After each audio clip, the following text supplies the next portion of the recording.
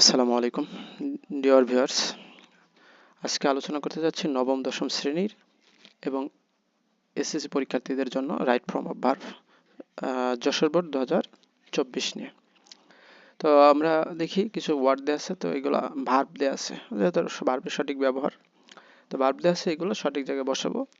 মূলত আসলে সঠিক নিয়মটা আমরা আলোচনা করব, যে যেই জায়গায় যেই নিয়মটা আসবে তখন ওইটা নিয়ে আলোচনা করব আর প্র্যাকটিস করবো জাস্ট। তো আলাদা আলাদা নিয়ম না শিখে আমরা এভাবে করতেছি। টেক্সট বুকস, দ্য ফোকাস তো মানে কোনো কিছুর দিকে ফোকাস করা, মনোযোগ দেওয়া, ফলো অনুসরণ করা, কন্ট্রোল নিয়ন্ত্রণ করা, ওয়েট অপেক্ষা করা, রাইট মানে লেখা, আন্ডারস্ট্যান্ড বুঝতে পারা, রিড পড়া, আপগ্রেড উন্নত করা বা ডেভেলপ করা আর কি, প্লে খেলা করা, আর বি অ্যামিজার ওয়াজার হওয়া অর্থে। তো দেখি কোথায় কোনটা বসে। দ্য টেক্সট বুকস, এই টেক্সট বুকসগুলো, তো টেক্সট বুকগুলো, তো এই যে এস আছে, তো এটা প্লুরাল আছে, তো এটা সাবজেক্ট আমাদের, আমরা একটু রেড মার্ক করে রাখি যাতে পরবর্তীতে। তো টেক্সট বুক হচ্ছে সাবজেক্ট, আর ভার্ব হচ্ছে আর, তাহলে সাবজেক্ট সিঙ্গুলার ভার্ব সিঙ্গুলার, আমাদের সূত্র মিলে গেল। দ্য রিচ ধনীদের, বুকস আর দ্য রিচ মানে সমৃদ্ধ, সোর্সেস মানে এখানে সোর্সেস হলো উৎস সমূহ, প্লুরাল আছে উৎস সমূহ, অফ ইনফরমেশন ইনফরমেশন তত্ত্ব, অফ ইনফরমেশন তথ্যের, অ্যান্ড অফ নলেজ জ্ঞানের। তাহলে আমরা দেখলাম যে এই লাইনটা, যে books are the rich sources of information knowledge, বইগুলো টেক্সট বুকগুলো, বিশেষ করে যে টেক্সট বুক পাঠ্য বই, এই পাঠ্য বইটা জ্ঞানের আর তথ্যের সমৃদ্ধ একটা বই। আচ্ছা, they dash a vital role in teaching learning activities.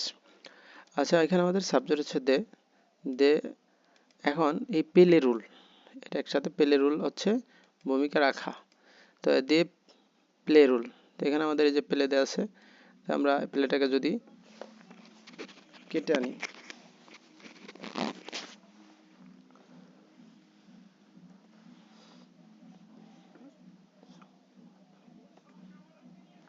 যদি আমরা এটা প্লেটাকে এখানে নিয়ে আসি, যে দে প্লে রুল, কারণ এই প্লেটা হচ্ছে এস বাইস হবে না, কারণ হলো এই দেটা হচ্ছে প্লুরাল, দেটা হচ্ছে প্লুরাল, তাহলে দে প্লে রুল একটা ভূমিকা রাখছে ইন টিচিং লার্নিং, ভূমিকা রাখে প্রেজেন্ট রিমিটেন্সে, ইন টিচিং লার্নিং শিক্ষা শেখানো, তারপর হচ্ছে শেখা শেখানো অ্যাক্টিভিটিস, এগুলো মানে শিখন, শিখন শেখানো শিখন পদ্ধতিতে। ইফ আ স্টুডেন্ট, যদি একজন student dash the text book thoroughly, মানে যদি ইফ যদি এ একটা স্টুডেন্টস, যদি স্টুডেন্ট একটা ছাত্র ড্যাশ দ্য টেক্সট বুক মানে টেক্সট বইটা থ্রোলি ভালোভাবে, তাই বলছে যে যদি একজন স্টুডেন্ট রিড, এখানে আমরা রিডটাকে দেখি, যদি একজন স্টুডেন্ট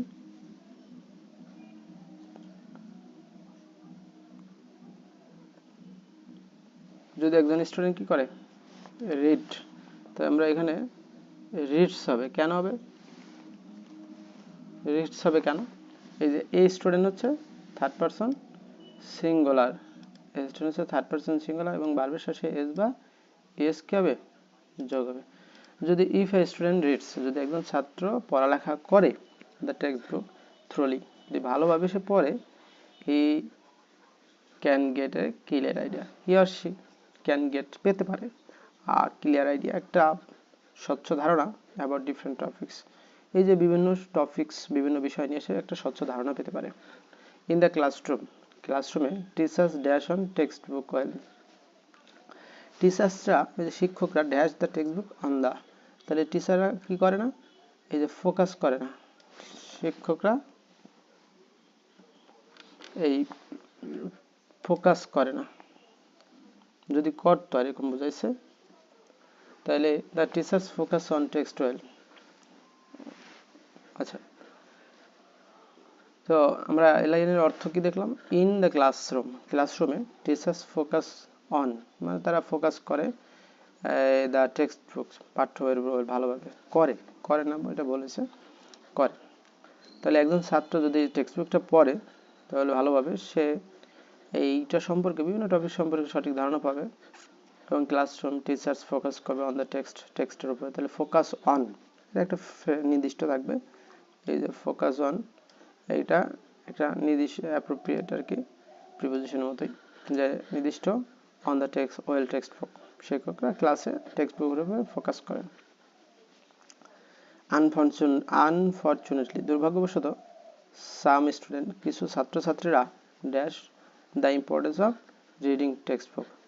তো এখানে দ্য ইম্পর্টেন্স গুরুত্ব অফ রিডিং টেক্সট বুক মানে টেক্সট বইয়ের গুরুত্ব তাহলে আমরা বুঝে না বা জানি না এরকম কথা লিখবো যে ডু নট আন্ডারস্ট্যান্ড, তারা কি করে না, ডু নট আন্ডারস্ট্যান্ড। তো আন্ডারস্ট্যান্ড আছে উপরে দেখো যে আন্ডারস্ট্যান্ড আছে, আমরা আই ডোন্ট আন্ডারস্ট্যান্ড যদি কপি করি তাহলে এখানে ডু নট আন্ডারস্ট্যান্ডের কথা লিখতে হবে, তার আগে আমরা ডু নট আন্ডারস্ট্যান্ড বা ডোন্ট আন্ডারস্ট্যান্ড,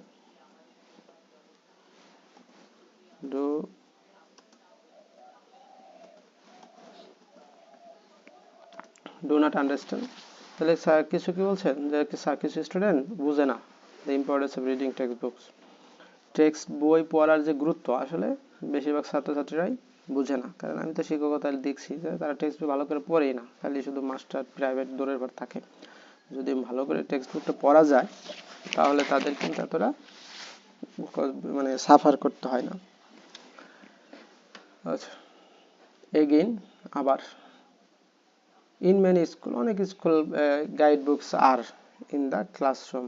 তাহলে বলছে ইন মেনি এগেইন আবার ইন মেনি স্কুলস, অনেক স্কুলেই guide book are dash in the classroom.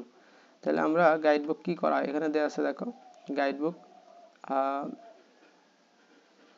Follow করে তাই না, আর ফলোড, হ্যাঁ তাহলে এটা ফলোড করা হয়, ফলোড হচ্ছে অনুসরণ করা হইতেছে। তাহলে আমরা দেখলাম যে গাইড বুকস আর ফলোড, কেন আর ফলোড হয়েছে, আর ফলোড কেন, কারণ হচ্ছে গাইড বুকস তো প্লুরাল আছে, সাবজেক্ট মানে প্যাসিভ আকার আছে, আর ফলোড অনুসরণ করে। তো একা একা তোর গাইড বুক ফলো হতে পারে না, তো প্যাসিভ আছে প্রেজেন্ট লিমিটেন্সের প্যাসিভ, আর ফলোড গাইড বইগুলো ফলো করা হয় ইন দ্য ক্লাসরুমে। তো অনেক স্কুলগুলো তারা কি করে এই গাইড বুক ফলো করে, তাহলে টিচার্স ফলো করে, teachers follow the guide book, এটা অ্যাক্টিভ হবে ইন দ্য ক্লাসরুম। আচ্ছা, দ্য কনসার্ন অথরিটি যে কর্তৃপক্ষ should monitor the classroom, classroom monitor করা উচিত মানে সিসিটিভি দিয়ে অথবা তারা বিভিন্ন সময় ভিডিও দেখা উচিত। তাহলে শুড মনিটর দ্য ক্লাসরুম, অবশ্যই মনিটর পর্যবেক্ষণ করা উচিত the classroom with a view two উদ্দেশ্যে। তো উইথ এ ভিউ টুর পরে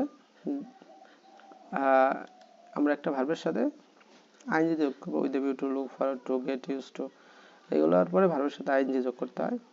দিস আনএক্সপেক্টেড অ্যাক্টিভিটি, এই ধরনের অপ্রত্যাশিত যে কাজকর্ম এটাকে কি করতে আমরা কন্ট্রোল দিতে পারি। তাহলে হ্যাঁ, তাহলে control with a view two controlling, তাহলে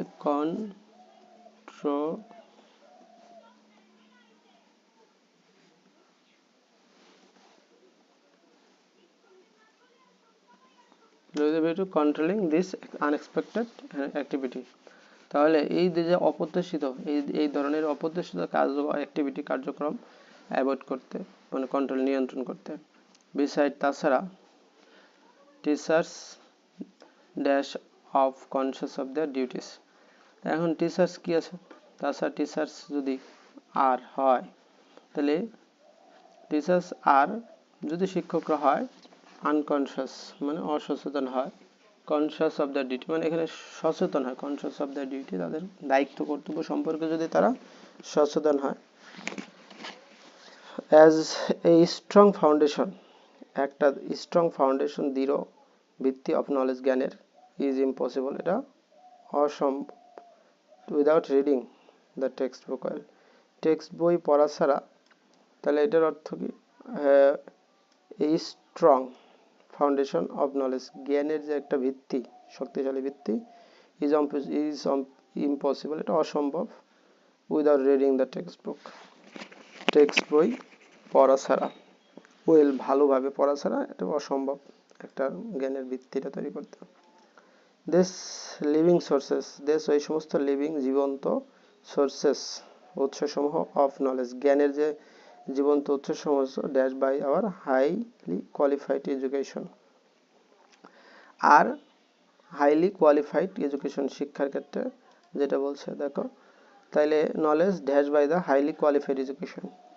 তাহলে this living source of knowledge, তাহলে আমাদের এই যে সোর্স অফ নলেজ, এটা সোর্সেস হচ্ছে কি সাবজেক্ট, ড্যাশ অফ নলেজ জ্ঞানের by the highly qualified institution. তাহলে এই যে কি হবে,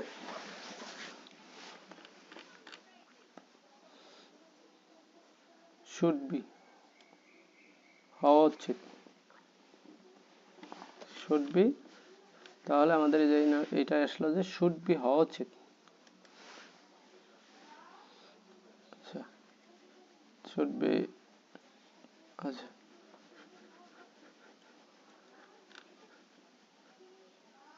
আর রিটেন, এটা লেখা আছে, আর